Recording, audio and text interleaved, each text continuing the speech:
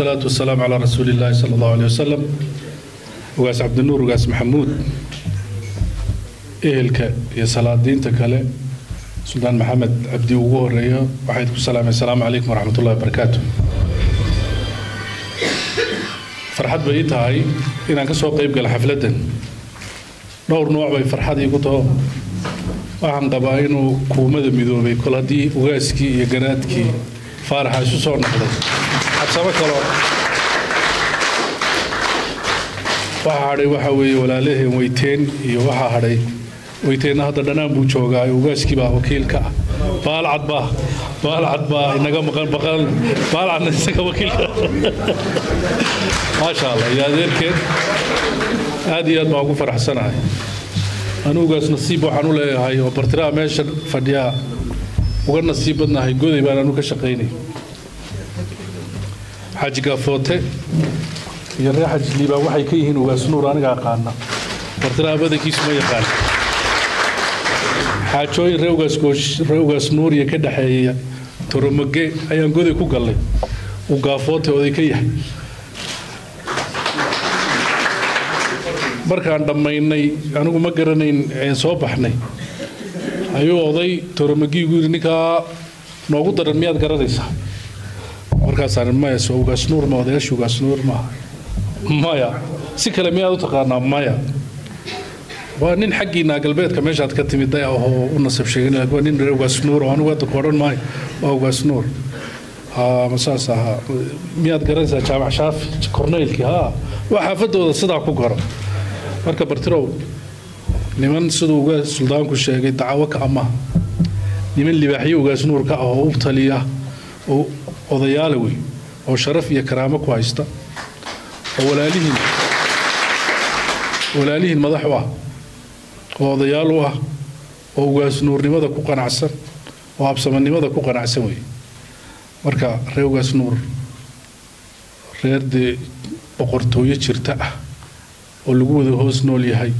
oo nin walba masab ku leeyahay siinay way taana waa uga mahad celinaya anigu intaan soo noolaan soo arkay hadda farxilay ugaas baa qaatay suldaanku baa qaatay anaguna bartira badankiisa farxilay baan nahay midnimadaas aan ku jiraa ma maleynaya suldaan intaas waa kaftan ugaas iyo soo dhawaada midnimada muhiima ayadii sheekhu inoo akhriyay iyo wacdigii ka dambeeyay baa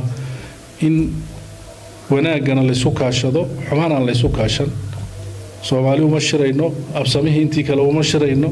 midnimadii baan unkaynaa ugaaskii iyo garaadkii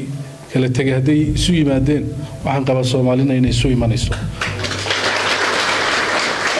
xafladani mas'uuliyad culus bay labada reer basaaraysa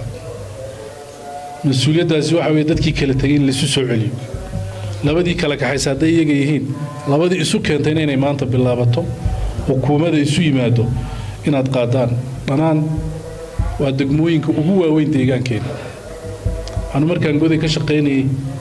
waan imanay maamuladii kol shir lagu qabto in badan oo reewgaas muuro waxaan ku canaanaynay degmada magaceega iyo muuqaalkeegu ismale anigu markaan xagaa joogay contribution kan bixiyo wuxuu cagaftii iyo shidaalkii lagu sameeyay master planka anigu maayir goday ka ana bixiyay xilligu daahir gudoomiyaha ka waxa weey dhanaan waa meelaha ugu taariikhda badal deegaankeen qoladan caasimadda in laga qaadanayo dhulku ku yar yahay waxaan leeyahay dhanaan waan idinku soo dhaweynaynaa waa la idin dajin laagti ooman baa la idin dajin ilaa dhiya iyo shiniile iyo ayaa la idin dajin marka inaad timaadaan way oo magaaladana la dhiso la maalgeliyo walaalnimadu maaha in qada la wada cuno waxa la wada leeyahay in la wada yeesho dhanaan cidna idin kama leenaad geysaan oo tagtaan oo soo barataan oo soo aragtaan tolkiin sidoo nooliyay hantidu haystay quruxda iyo wanaaga meesha ka jira reer bartira waa leeyahay meeshan aad ku dhagantihiin garaadana waa nahay waxna ka bixin mayno ma shaqeynayse idinka noo yeedhe waxna la gajo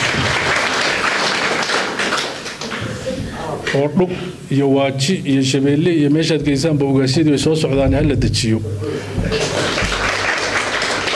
marka walaalayaal mas'uuliyadda culus ee kuumade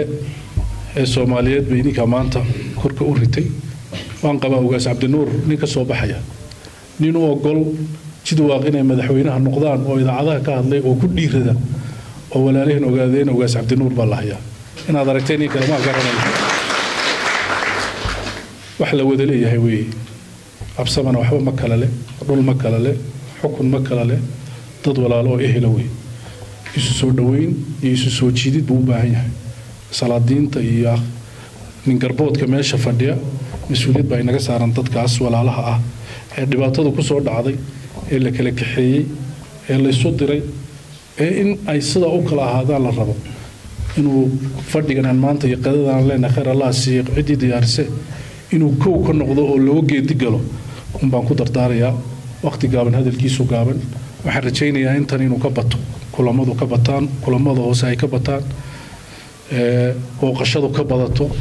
dadku isbooqdo dadku is arko hoos loo wada hadlo taariikha la isu sheego ila waxay